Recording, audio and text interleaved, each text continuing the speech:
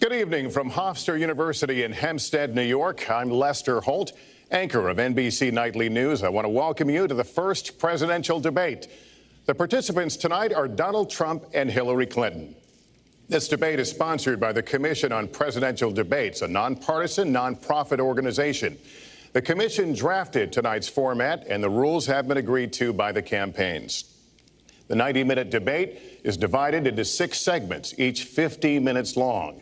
We'll explore 3 topic areas tonight: achieving prosperity, America's direction, and securing America. At the start of each segment, I will ask the same lead-off question to both candidates, and they will each have up to 2 minutes to respond. From that point until the end of the segment, we'll have an open discussion. The questions are mine and have not been shared with the commission or the campaigns. The audience here in the room has agreed to remain silent so that we can focus on what the candidates are saying. I will invite you to applaud, however, at this moment as we welcome the candidates. Democratic nominee for President of the United States, Hillary Clinton, and Republican nominee for President of the United States, Donald J. Trump.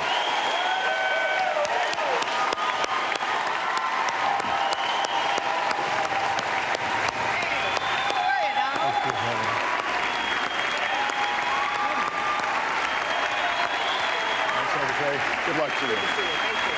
Trump, good luck to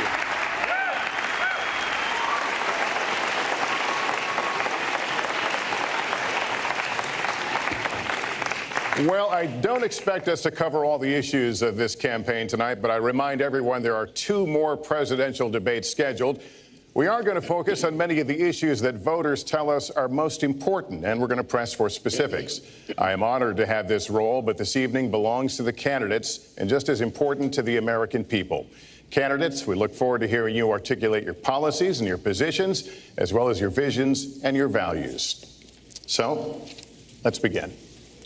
We're calling this opening segment Achieving Prosperity, and central to that is jobs. There are 2 economic realities in America today. There's been a record 6 straight years of job growth, and new census numbers show incomes have increased at a record rate after years of stagnation. However, income inequality remains significant, and nearly half of Americans are living paycheck to paycheck. Beginning with you, Secretary Clinton, why are you a better choice than your opponent to create the kinds of jobs that will put more money into the pockets of American workers? Well, thank you, Lester, and thanks to Hofstra for hosting us. The central question in this election is really what kind of country we want to be and what kind of future we'll build together. Today is my granddaughter's 2nd birthday, so I think about this a lot. First, we have to build an economy that works for everyone, not just those at the top. That means we need new jobs, good jobs, with rising incomes. I want us to invest in you. I want us to invest in your future. That means jobs in infrastructure, in advanced manufacturing, in innovation and technology, clean renewable energy, and small business, because most of the new jobs will come from small business. We also have to make the economy fairer. That starts with raising the national minimum wage and also guarantee, finally, equal pay for women's work. I also want to see more companies do profit sharing. If you help create the profits, you should be able to share in them, not just the executives at the top.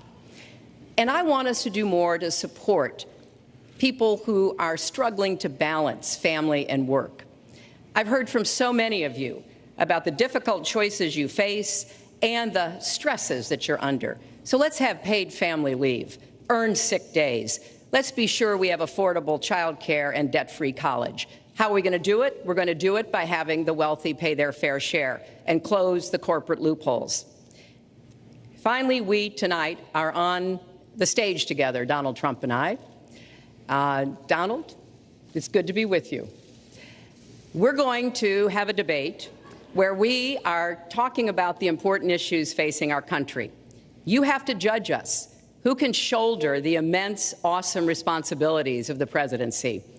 Who can put into action the plans that will make your life better? I hope that I will be able to earn your vote on November 8th. Secretary Clinton, thank you. Mr. Trump, the same question to you. It's about putting money, more money, into the pockets of American workers. You have up to 2 minutes. Thank you, Lester. Our jobs are fleeing the country. They're going to Mexico. They're going to many other countries. You look at what China is doing to our country in terms of making our product. They're devaluing their currency, and there's nobody in our government to fight them. And we have a very good fight, and we have a winning fight, because they're using our country as a piggy bank to rebuild China. And many other countries are doing the same thing. So we're losing our good jobs, so many of them. When you look at what's happening in Mexico, a friend of mine who builds plants said it's the eighth wonder of the world. They're building some of the biggest plants anywhere in the world, some of the most sophisticated, some of the best plants. With the United States, as he said, not so much. So Ford is leaving. You see that, their small car division leaving. Thousands of jobs, leaving Michigan, leaving Ohio. They're all leaving, and we can't allow it to happen anymore. As far as child care is concerned and so many other things, I think Hillary and I agree on that. We probably disagree a little bit as to numbers and amounts and what we're going to do, but perhaps we'll be talking about that later. But we have to stop our jobs from being stolen from us. We have to stop our companies from leaving the United States, and with it, firing all of their people. All you have to do is take a look at Carrier Air Conditioning in Indianapolis. They fired 1,400 people. They're going to Mexico. So many, hundreds and hundreds of companies are doing this. We cannot let it happen. Under my plan, I'll be reducing taxes tremendously, from 35% to 15% for companies, small and big businesses. That's going to be a job creator like we haven't seen since Ronald Reagan. It's going to be a beautiful thing to watch. Companies will come, they will build, they will expand, new companies will start, and I look very, very much forward to doing it. We have to renegotiate our trade deals, and we have to stop these countries from stealing our companies and our jobs. Secretary Clinton, would you like to respond? Well, I think that trade is an important issue. Of course, we are 5% of the world's population. We have to trade with the other 95%. And we need to have smart, fair trade deals. We also, though, need to have a tax system that rewards work and not just financial transactions.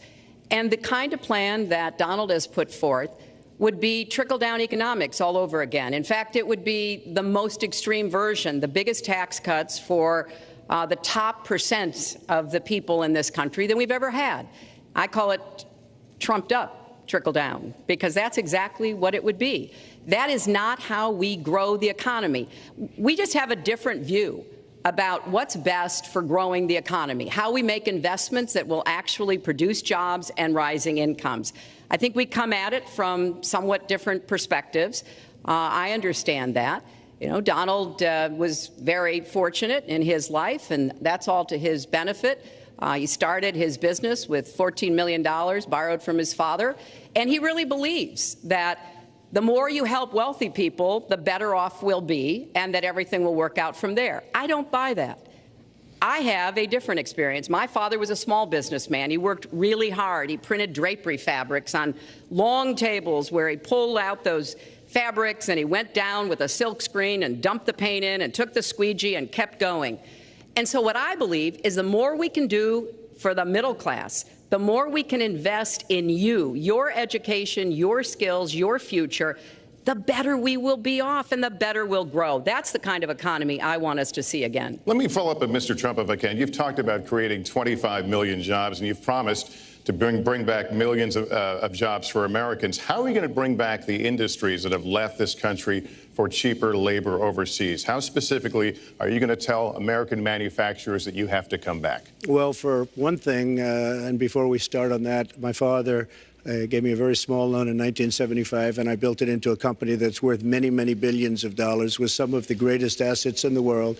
And I say that only because that's the kind of thinking that our country needs. Our country's in deep trouble. We don't know what we're doing when it comes to devaluations, and all of these countries all over the world, especially China, they're the best ever at it. What they're doing to us is a very, very sad thing. So we have to do that. We have to renegotiate our trade deals. And Lester, they're taking our jobs, they're giving incentives, they're doing things that, frankly, we don't do. Let me give you the example of Mexico. They have a VAT tax. We're in a different system. When we sell into Mexico, there's a tax. When they sell in automatic, 16% approximately. When they sell into us, there's no tax. It's a defective agreement.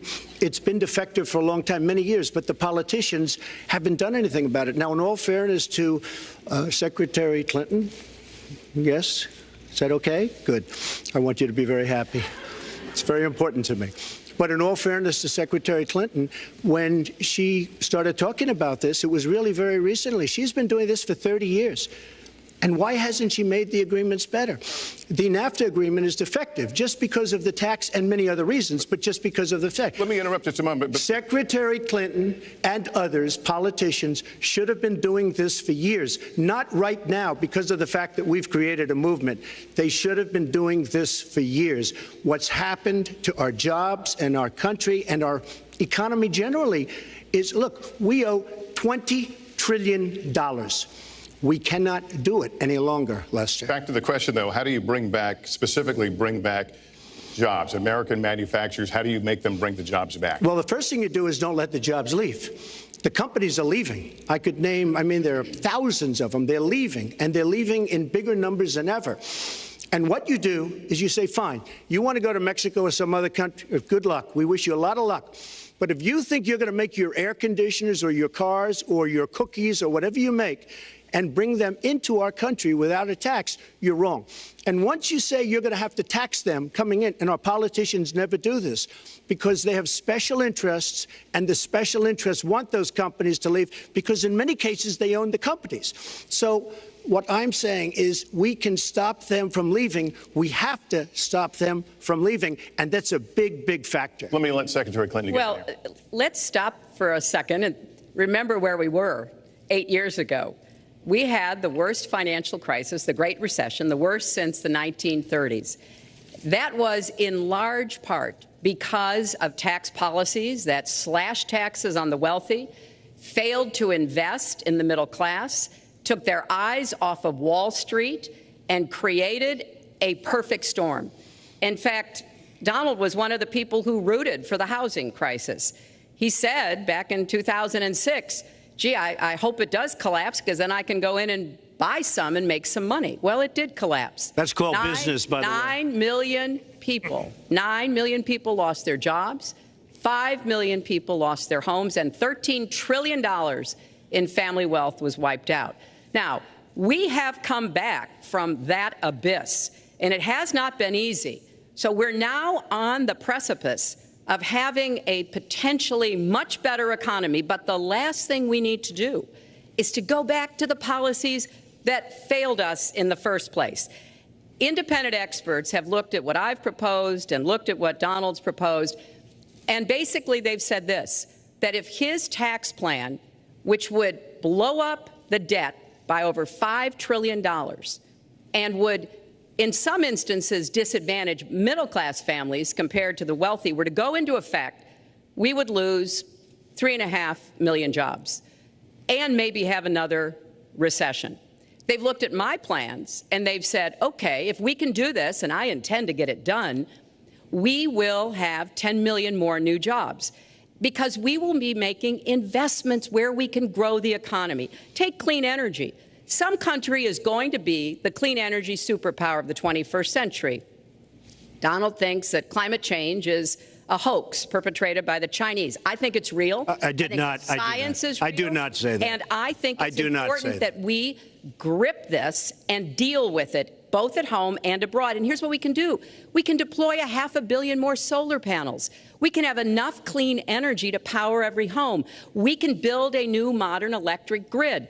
That's a lot of jobs. That's a lot of new economic activity. So I've tried to be very specific about what we can and should do, and I am determined that we're going to get the economy really moving again, building on the progress we've made over the last 8 years, but never going back to what got us in trouble in the first place. Mr. Trump. She talks about solar panels. We invested in a solar company, our country. That was a disaster. They lost plenty of money on that one. Now, look, I'm a great believer in all forms of energy, but we're putting a lot of people out of work. Our energy policies are a disaster. Our country is losing so much in terms of energy, in terms of paying off our debt. You can't do what you're looking to do with $20 trillion in debt. The Obama administration, from the time they've come in, is over 230 years worth of debt, and he's topped it. He's doubled it in a course of almost 8 years, 7.5 years to be semi-exact. So I will tell you this, we have to do a much better job at keeping our jobs, and we have to do a much better job at giving companies incentive to build new companies or to expand, because they're not doing it. And all you have to do is look at Michigan and look at Ohio and look at all of these places where so many of their jobs and their companies are just leaving. They're gone. And Hillary, I just ask you this. You've been doing this for 30 years. Why are you just thinking about these solutions right now? For 30 years you've been doing it, and now you're just starting to think of solutions. Well, actually, I will bring back jobs. You can't bring back jobs. Well, actually, I have thought about this quite a bit. Yeah, for 30 and years. I have, well, not quite that long. I think my husband did a pretty good job in the 1990s. I think a lot about what worked and how we can make it work again. Well, he approved 3 million NAFTA. new jobs, He approved a balanced NAFTA, budget, which is the single worst trade deal ever approved in this country. Incomes went up for everybody. Manufacturing jobs went up also in the 1990s, if we're actually going to look at the facts. When I was in the Senate, I had a number of trade deals that came before me, and I held them all to the same test. Will they create jobs in America? Will they raise incomes in America? And are they good for our national security? Some of them I voted for. The biggest one, a multinational one known as CAFTA, I voted against. And because I hold the same standards as I look at all of these trade deals. But let's not assume that trade is the only challenge we have in the economy. I think it is a part of it, and I've said what I'm going to do. I'm going to have a special prosecutor. We're going to enforce the trade deals we have, and we're going to hold people accountable. When I was Secretary of State, we actually increased American exports globally 30%. We increased them to China 50%. So I know how to really work to get new jobs and to get exports that help to create more new jobs. Well, you haven't done it in 30 years or 26 years. Well, any number you I've want to been do. a senator, You Donald, haven't done it. And you haven't I done have it. been a And Secretary of State, and I have Your done husband signed a lot. NAFTA, which was one of the worst things that ever happened Well, to the that's your manufacturing opinion. industry. That is your You go to opinion. New England, you go to Ohio, Pennsylvania, you go anywhere you want, Secretary Clinton, and you will see devastation where manufacturing is down 30, 40, sometimes 50%. NAFTA is the worst trade deal maybe ever signed anywhere, but certainly ever signed in this country. And now you want to approve Trans-Pacific Partnership. You were totally in favor of it. Then you heard what I was saying, how bad it is, and you said, I can't win that debate. But you know that if you did win, you would approve that, and that will be almost as bad as NAFTA. Nothing will ever top NAFTA. That is just not accurate. I was against it once it was finally negotiated and the terms were laid out. I wrote about that in... You called it the gold standard. Well, I hope... You called it the gold standard of trade deals. You said it's the finest deal you've ever seen. No. And then you heard what I said about it, and all of a sudden you were against it. Well, Donald, I know you live in your own reality, but that is not the facts. The facts are, I did say I hoped it would be a good deal, but when it was negotiated, which I was not responsible for, I concluded it wasn't. I wrote about that. So is it President Obama's fault? Is it President Obama's fault? Even announced. Look, there Secretary, is it President Obama's fault? There are because he's pushing it. There are different views about what's good for our country, our economy, and our leadership in the world. And I think it's important to look at what we need to do to get the economy going again. That's why I said new jobs with rising incomes, investments, not in more tax cuts that would add $5 trillion to the debt. But you have no plan. Oh, I do. Secretary, in fact, you have no plan. A book about it. It's called Stronger Together. You can pick it up tomorrow. That's about all you... Folks, at the bookstore or at an airport near you. We're going to move to... But it's because I see this. We need to have strong growth, fair growth, sustained growth. We also have to look at how we help families balance the responsibilities at home and the responsibilities at business. So we have a very robust set of plans, and people who have looked at both of our plans have concluded that mine would create 10 million jobs and yours would lose us 3.5 million jobs and explode You are the going debt, to approve one of the which biggest would tax have cuts a in recession. history. You are going to approve one of the biggest tax increases in history. you are going to drive business out. Your regulations are a disaster, and you're going to increase regulations all over the place. And by the way, my tax cut is the biggest since Ronald Reagan. I'm very proud of it. It will create tremendous numbers of new jobs. But regulations, you are going to regulate these businesses out of existence. When I go around, Lester, I tell you this, I've been all over. And when I go around, despite the tax cut, the things that business and people like the most is the fact that I'm cutting regulation. You have regulations on top of regulations, and new companies cannot form, and old companies are going out of business, and you want to increase the regulations and make them even worse. I'm going to cut regulations, but I'm going to cut taxes big league, and you're going to raise taxes big league. End of story. Let me get you to pause right there, because we're going to move into the next segment. We're going to talk taxes. That can't be left to stand. Please take 30 seconds. I kind of assumed that there would be a lot of these charges and claims. And so we have taken the homepage of my website, HillaryClinton.com, and we've turned it into a fact checker. So if you want to see in real time what the facts are, please go and take a look. And take a look at mine also, and you'll see. Add a penny to the debt, and your plans would add $5 trillion to the debt. What I have proposed would cut regulations and streamline them for small businesses. What I have proposed would be paid for by raising taxes on the wealthy, because they have made all the gains in the economy.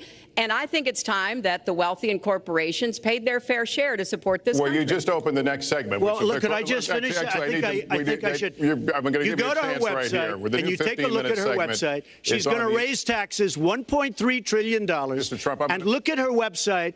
You know what? It's no different than this. She's telling us how to fight ISIS. Just go to her website. She tells you how to fight ISIS on her website. I don't think General Douglas MacArthur would like that too much. The next segment, we're continuing the subject of... Well, at least I have a plan to fight ISIS. No, you're telling the enemy everything you want to do. No, we're not. See, you're telling the enemy everything you want to do. No wonder you've been fighting. No wonder you've been fighting ISIS your entire adult life. Folks, go to the fact checkers. Get to work. You are unpacking a lot here, and we're still on the issue of achieving prosperity. And I want to talk about taxes. The fundamental difference between the two of you concerns the wealthy. Secretary Clinton, you're calling for a tax increase in the wealthiest Americans. I'd like you to further defend that. And Mr. Trump, you're calling for tax cuts for the wealthy. I'd like you to defend that. And this next 2-minute answer goes to you, Mr. Trump. Well, I'm really calling for major jobs, because the wealthy are going to create tremendous jobs. They're going to expand their companies. They're going to do a tremendous job. I'm getting rid of the carried interest provision. And if you really look, it's not a tax. It's really not a great thing for the wealthy. It's a great thing for the middle class. It's a great thing for companies to expand. And when these people are going to put billions and billions of dollars into companies, and when they're going to bring $2.5 trillion back from overseas, where they can't bring the money back because politicians like Secretary Clinton won't allow them to bring the money back because the taxes are so onerous and the bureaucratic red tape. So what is so bad? So what they're doing is they're leaving our country, and they're, believe it or not, leaving because taxes are too high and because some of them have lots of money outside of our country, and instead of bringing it back and putting the money to work because they can't work out a deal to, and everybody agrees it should be brought back, instead of that, they're leaving our country to get their money because they can't bring their money back into our country because of bureaucratic red tape, because they can't get together, because we have a president that can't sit them around a table and get them to approve something. And here's the thing. Republicans and Democrats agree that this should be done. $2.5 trillion. I happen to think it's double that. It's probably $5 trillion that we can't bring into our country, Lester. And with a little leadership, you'd get it in here very quickly, and it could be put to use on the inner cities and lots of other things, and it would be beautiful. But we have no leadership. And honestly, that starts with Secretary Clinton. All right, you have 2 minutes on the same question to defend tax increases on the wealthiest Americans, Secretary Clinton. I have a feeling that by the end of this evening, I'm going to be blamed for everything that's ever happened. Why not? Why not? Yeah, why not? just join the debate by saying more crazy things. Now, let me say there's nothing crazy about not letting our companies bring their money back into their country. This is Secretary Clinton's 2 minutes, please. Yeah, well, let's start the clock again, Lester. We've looked at your tax proposals. I don't see changes in the corporate tax rates or the kinds of proposals you're referring to that would cause the repatriation, bringing back of money that's stranded overseas. I happen to support that. I happen to support that in a way that will actually work to our benefit. But when I look at what you have proposed, you have what is called now the Trump loophole, because it would so advantage you and the business you do. You've proposed an approach that has a $4 billion tax benefit for your family. And when you look at what you are proposing, much for my family? It is, Lester, as I said, trumped up trickle down. Trickle down did not work. It got us into the mess we were in 2008 and 9. Slashing taxes on the wealthy hasn't worked, and a lot of really smart, wealthy people know that. And they are saying, hey, we need to do more to make the contributions we should be making to rebuild the middle class. I don't think top-down works in America.